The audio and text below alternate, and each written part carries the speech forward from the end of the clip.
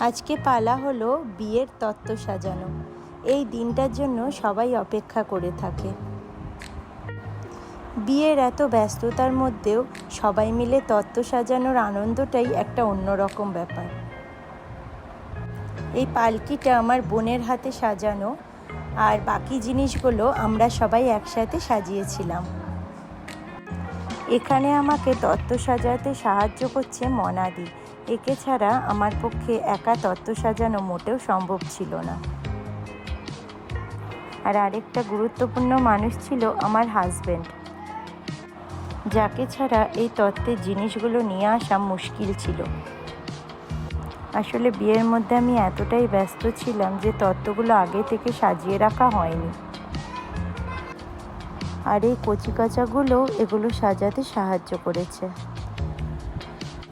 যাই হোক, সব কিছু ঠিকঠাক মিটে গেছে। তত্ত্বগুলো সাজানো কেমন হলো তোমরা অবশ্যই কমেন্টে জানিও।